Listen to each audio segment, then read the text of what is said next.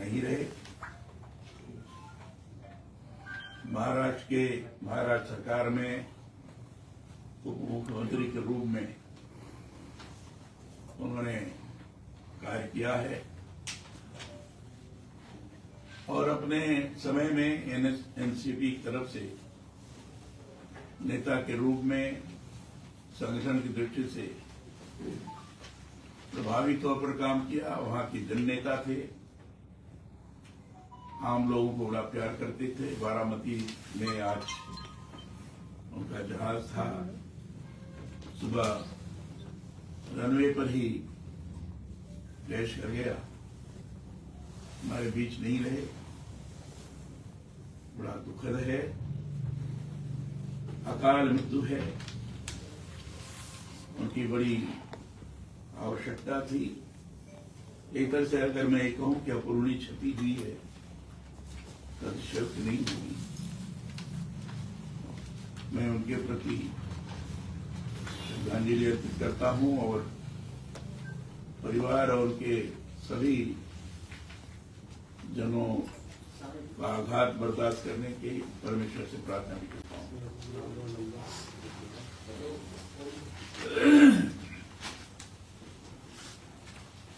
इस समय एक बड़ा संवेदनशील विषय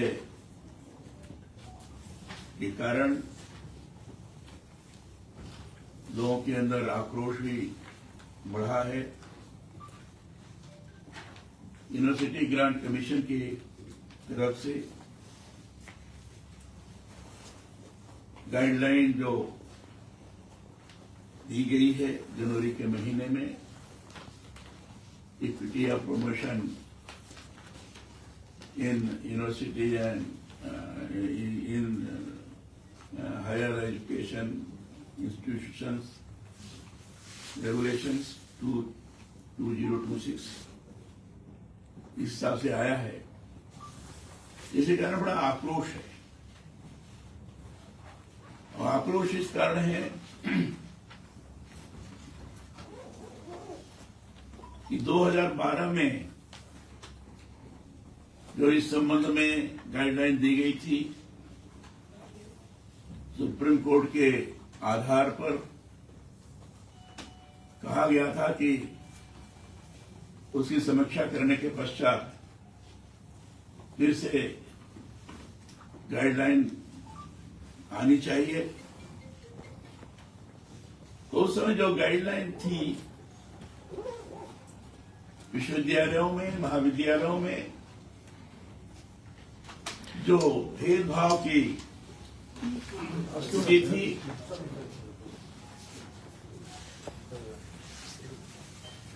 उससे संबंधित शिकायतें थी, शिकायतों में बढ़ोतरी हुई थी, इसलिए इस पर पुनर्विचार होना चाहिए, ये सोच करके गाइडलाइन तैयार की गई। लेकिन जो गाइडलाइन आई है वो बड़ी ही विचित्र है। अगर मैं कहूं कि संविधान के अंदर प्रदत्त नागरिक का जो अधिकार है, उस अधिकार के विपरीत है। जो सामान्य नागरिक का अधिकार, उसको बाधित करने वाला ये विषय है। जातिगत भेदभाव एससी एसटी के बारे में था, क्योंकि एससी एसटी का एक संवैधानिक आधार पर अलग एक ऐतिहासिक स्थिति है। लेकिन इसके साथ साथ ओबीसी को जोड़ा गया। ओबीसी को जोड़ने के पश्चात मैं नहीं कह रहा हूं कि भेदभाव हो तो उसके विरुद्ध कार्रवाई ना होना ही चाहिए, लेकिन उसके जोड़ने के बाद फिर बाकी को लगता है कि बाकी के लोगों को क्यों नहीं, बाकी के लोगों के साथ जो भेदभाव हो रहा है उसको क्यों नहीं उसमें शामिल किया जाए। अरे जातिगत भेदभाव के आधार पर एक आक्रोश की स्थिति बड़ी तेजी से पैदा होती है। एक तरह से इसमें कहा गया कि अगर SC ST का चल रहा था, उसके बारे में तो लोगों ने अपना मानस प्रारंभ से ही, क्योंकि आरक्षित स्वरूप था उनका पहले से ही। लेकिन अगर OBC को किया गया तो एक तरह से टारगेट हो गया आपका सवर्ण, एक वर्ग हो गया, तो उसके साथ अगर भेदभाव हो तो उसको क्यों नहीं जोड़ा जाए? इसी बात को लेकर काफी आक्रोश लोगों के अंदर पैदा हुआ है और एक तरह से संविधान के मौलिक अधिकार का हनन है।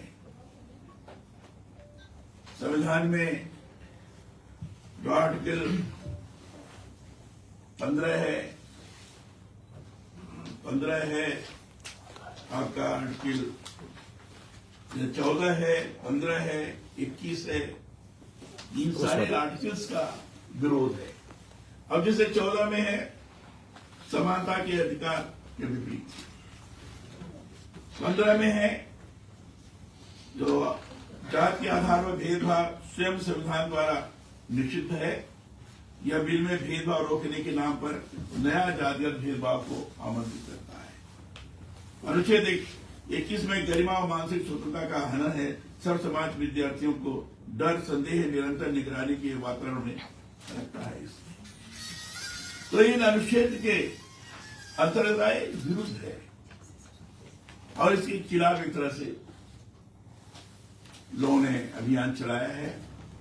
और इतना ही नहीं, इसमें झूठी शिकायतों में कहा गया कि भेदभाव संबंधित शिकायत होगी, लेकिन झूठी भी शिकायतें हैं तो झूठी शिकायतों के शिकार बाकी के लोग होते हैं। तो झूठी शिकायतों पर क्या दंड का प्रावधान है? एक तो जातिगत भेदभाव के आधार पर जो चीजें जोड़ी गई है उसमें बाकी के लोगों को क्यों न जोड़ा जाए, इस बात पर जोर दिया गया है। दूसरा, जो झूठी शिकायतें हैं, झूठी शिकायतें के बारे में चीजों को सामने प्रस्तुत करना चाहिए, कितनी झूठी शिकायतें हैं और झूठी शिकायतें की जा रही हैं तो झूठी शिकायत करने वाले के विरुद्ध दंड का प्रावधान क्या है, ये भी आवश्यक है। और जो विश्वविद्यालय हैं, महाविद्यालय हैं, ये एक तरह से छात्रों के हैं, परिसर के अंदर सभी छात्र होते हैं, कोई बिरादरी वाला मामला नहीं माना जाता है, सभी छात्र हैं। और इसमें जातिगत भेदभाव को प्रमुखता देकर उसके अनुरूप कमेटी बनाई जाए। अब जैसे इक्विटी अपॉर्चुनिटी सेंटर बनाने की बात की गई है। अब इक्विटी अपॉर्चुनिटी सेंटर, समानता अवसर केंद्र, इस कमेटी में 10 लोग, उसमें कहा गया कि SC ST OBC महिलाएं, विकलांग, इन सब लोगों का प्रतिनिधित्व हो, बाकी लोगों का क्यों नहीं? उसमें अगर मिनिमम कोरम है, उसमें जो विधि के अंदर है आया है उसमें 4 का रखा गया है। अब उसमें तो किसी को भी इसी कारण प्रताड़ित किया जा सकता है, एक संदेह है और लगता है कि ज्यादातर प्रताड़ित किया जाएगा, जो बाकी के लोग हैं उनको प्रताड़ित किया जाएगा। हमारा कहना है कि इसमें बढ़ोतरी होनी चाहिए, मिनिमम कोरम में सभी लोगों का प्रतिनिधित्व होना चाहिए, लेकिन ये संदेह के दायरे में आ जाता है। इस समानता अवसर केंद्र है, कमेटी है, ये जो शिकायत निवारण कमेटी के अंतर्गत भी ले सकते हैं आप।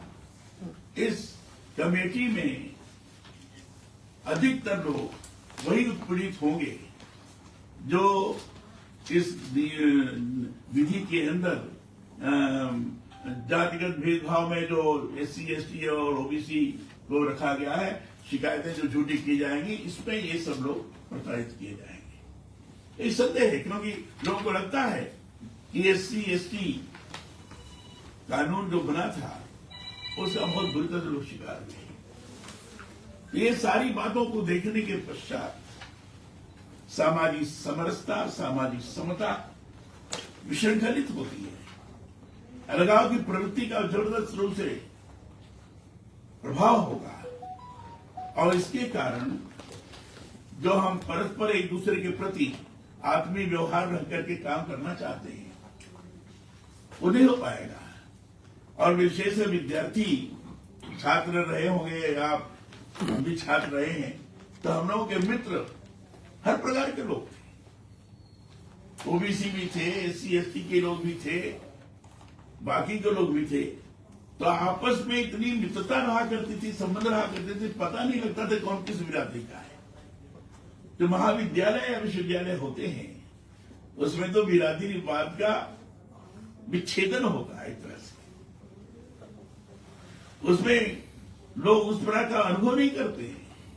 लोगों को लगता है कि हम सब लोग एक हैं। तो इस जो एक मानसिक एकत्व का भाव है, इसके कारण विनष्ट होता है। और इसलिए हमारी मांग है, आपने इसको पढ़ लिया होगा, इसमें हमने सारी मांगे रखी हैं।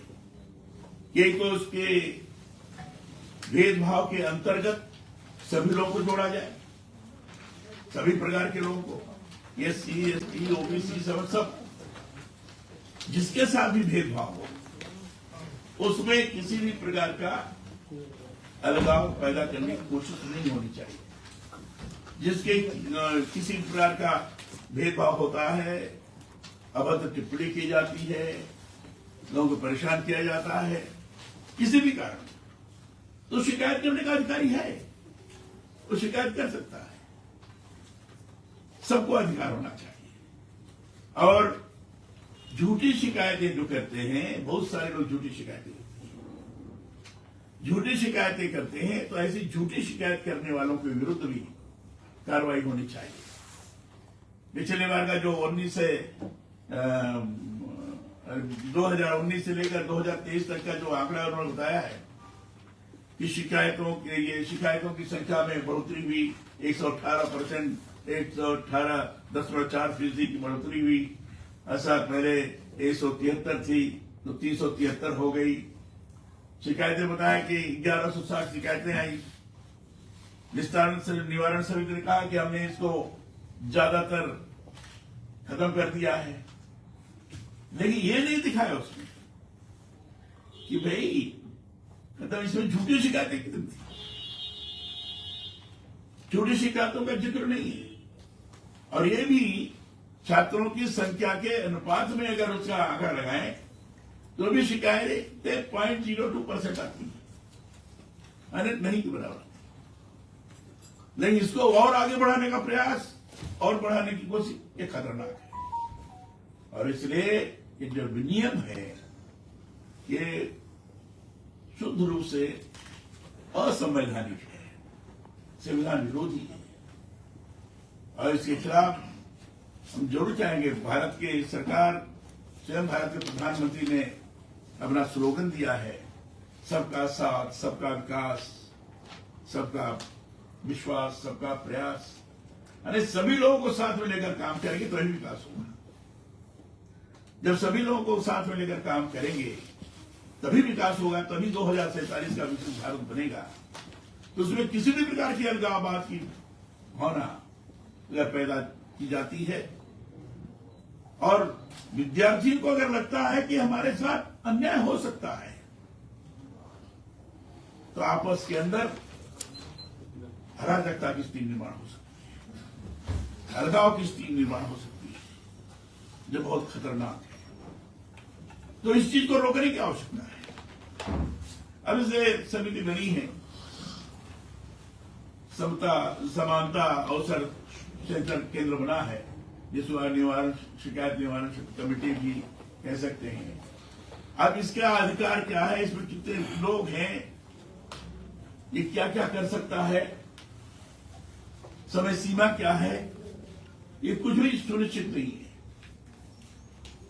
इसको भी परिभाषित करने की आवश्यकता है। आज हमारा प्रतिनिधिमंडल मिला था श्रीमान सतीश शर्मा जी के नेतृत्व में धर्मेंद्र प्रधान जी से, तो ये बात कही गई है और कहा गया है कि इसको तत्काल समाप्त होना चाहिए, वापस लेना चाहिए और सही माने में भारत के प्रधानमंत्री के स्वप्न को साकार करने की दिशा में जो हम काम कर रहे हैं, उस काम करने में हमें इस नियम के कारण जनता को बाधा पैदा हो रही है, इसके कारण विखंडन की स्थिति निर्माण हो सकती है, इसको वापस लेना चाहिए।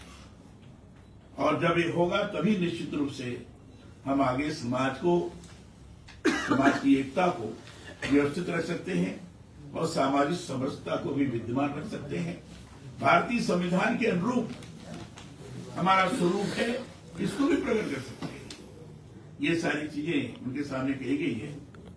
उन्होंने आश्वासन दिया है कि इस पर विचार करेंगे और ऐसी स्थिति नहीं बनेगी जिसके कारण लोगों के मन के अंदर आक्रोश है, ये आक्रोश नहीं रहेगा, इसको ठीक करेंगे, ऐसा उन्होंने आश्वासन दिया है।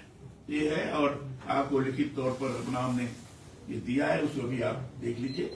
सारी चीजें आपके सामने हैं और किसी को लगता है तो आपको लगता है क्या कि ये संशोधन करेगी सरकार? जब करना ही था तो मनशाही गलत चीज इसलिए तो लेके आए। नहीं, मुझे लगता है कि करेंगे, करना ही चाहिए। और जो सवर्ण के सांसद है भाजपा के, इन्होंने ऑब्जेक्शन क्यों नहीं किया? कमेटी में दिग्विजय सिंह है, आपके संबित पात्रा सारे थे, इन्होंने ऑब्जेक्शन क्यों नहीं किया? आप तो मुझसे पूछिए क्यों नहीं किया। हमें क्या करना है हमको बता रहे हैं, हमने बताया ठीक नहीं है।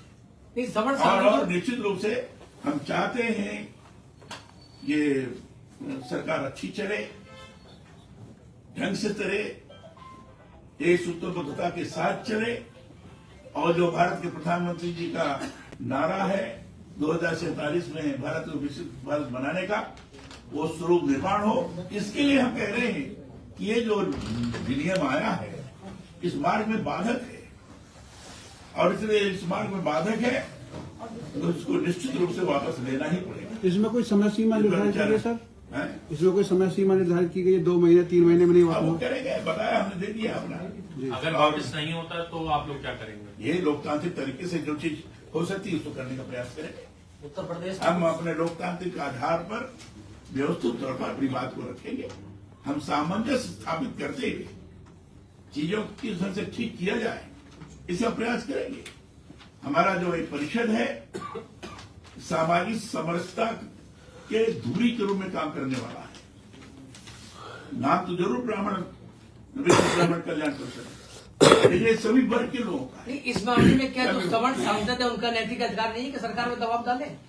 कहते हुए आपके सामने बोल तो रहे हैं उत्तर और जो भी मिलेंगे उनसे कहेंगे कि भाई इसको अपने ढंग से दबाव डालो, बात करो तो शांतिपूर्ण ढंग से मिलो।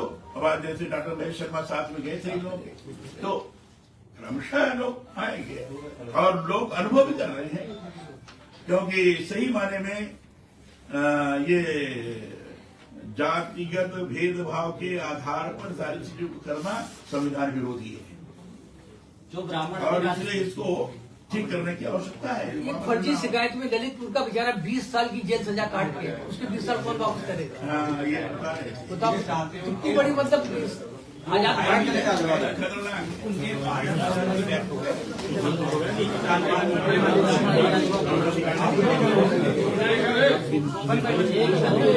एक ही जगह लेते एक जो मतलब हो गया बाकी पीछे जाओ। भैया जरा थोड़ा बाइट वाइट कर लीजिए भैया, लाइव चल रहा है। अरे मैं तू आया सुन मेरे 1 मिनट होल्ड करेगा, मैं कराता हूँ। 1 मिनट तू कैसे करेगा?